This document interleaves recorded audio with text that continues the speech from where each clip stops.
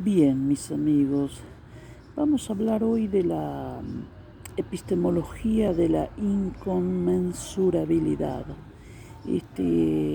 Lácatos es el precursor de esta epistemología como teoría del conocimiento válido. Al respecto, los conocimientos tienen que atravesar esta prueba de validez, digamos, epistémica, es decir, la epistemología es la teoría del conocimiento válido, porque es posible que estemos mistificando o que nos inunden los ídolos de las cavernas, como decía Bacon, o que estemos trabajando sobre supuestos o hipótesis no válidas desde el punto de vista lógico y de la praxis también.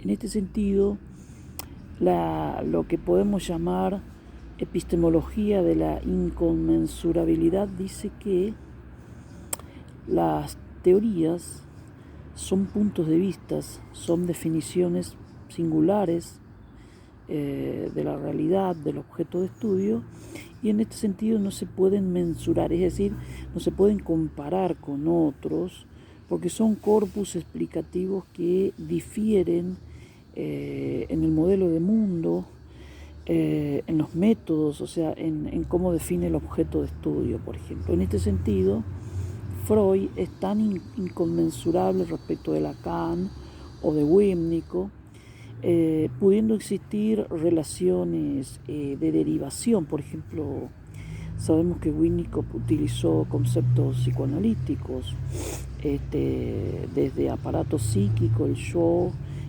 investimiento, pulsión, teoría del inconsciente, resistencia, transferencia, etc.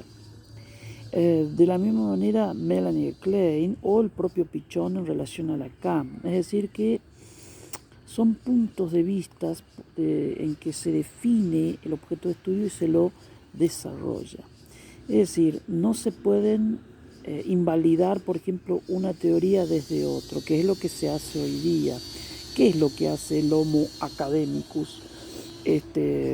Toma una teoría como vara para medir a otro, para refutarlo, considerarlo como no válidos, por ejemplo, ¿no? Sin embargo, cada punto de vista, cada teoría, cada paradigma, y en este sentido lo que decía Lácatos, también otros pensadores, los paradigmas son inconmensurables. Es decir, si yo hablo de una psicología social transvalorativa, estoy proponiendo otra psicología social en el marco de otras visiones posibles. O si propongo una psicología social cultural, estudio la diversidad, el multiculturalismo, etc. De modo que cuando un investigador toma un aspecto, una arista del objeto de estudio de lo social, por ejemplo, no se puede comparar con otro porque son visiones cualitativamente diferentes. Y ustedes me dirán, pero entonces, ¿cómo sabemos la validez de una propuesta u otra? Bueno, la validez, para no ser violentada un paradigma por otro, esa validez tiene que surgir de la misma teoría, es decir, y en este caso podemos utilizar el concepto de falsabilidad de Popper. Es decir, si P, entonces Q, no Q, no P. O sea, llueve y hace frío, no llueve, no hace frío. Es decir, tiene que surgir como ratificación de la propia teoría en la misma praxis. Y en este aspecto podemos hablar de la sociopragmática, que sería una forma de corroborar, de que el valor de verdad de una hipótesis es también de la praxis, es decir, la sociopraxis Esta sociopraxis sería la manera en que un concepto se pone a prueba, no se lo pule. Si en la realidad se observan indicadores, pero no en el sentido del efecto Pigmalión, ¿no? El epistemólogo pigmaliónico lo que hace es confundir sus expectativas con lo que está sucediendo verdaderamente. Tampoco la teoría de Moivre, que dice que si uno define de una manera la realidad, tendemos a estructurarlo de esa manera. No estamos hablando de eso. Tenemos que tener cuidado de eso.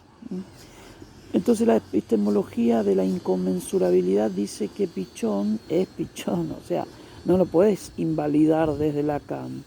En todo caso, lo que podés es hacer un ajuste intrasistémico del paradigma. Por ejemplo, el kleinismo, ¿no? Se comprobó que el kleinismo en relación al lacanismo, supuestamente, el lacanismo lo supera a Melanie Klein, pero como estamos diciendo, son inconmensurables. Es decir, la definición de sujeto, de yo, por ejemplo, difiere del de Hartmann, desde Freud, o el yo de Anna Freud. Entonces la epistemología de la inconmensurabilidad dice que los paradigmas son inconmensurables, que solo renegando de ella, violentando, es decir, difamando, se puede creer que se lo supera. Entonces ustedes me dirán, entonces ¿cómo podemos estar seguros entonces de que los muchos paradigmas existentes tengan cierta validez? Y es un escollo epistémico, sin duda. Sin duda que acá la sociopraxis, que podemos llamar, es decir, esta puesta en acción, esta puesta en operación de los conceptos, nos indicarán si hay símbolos o indicadores de que la teoría es como se dice, ¿no es cierto? De modo que el criterio de verificación entonces no sería la anulación, el ataque o también esto de considerarse que hay teorías más acertadas que otras, ¿no?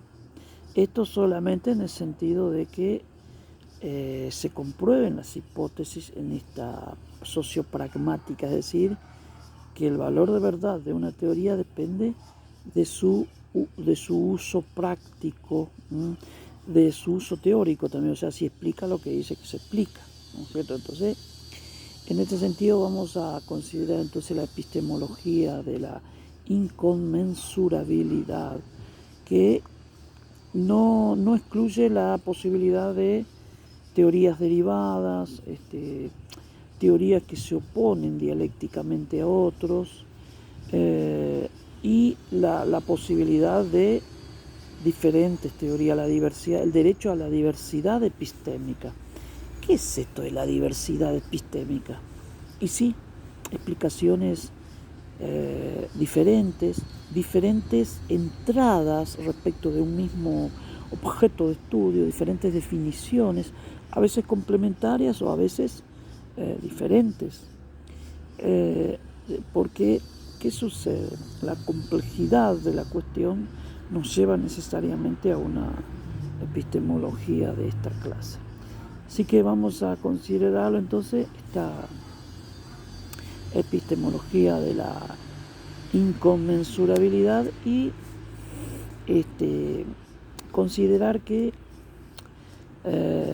para algunos estudiosos ciertos paradigmas son más congruentes para explicar y operar sobre ciertos sectores de la realidad que otros, ¿no es cierto?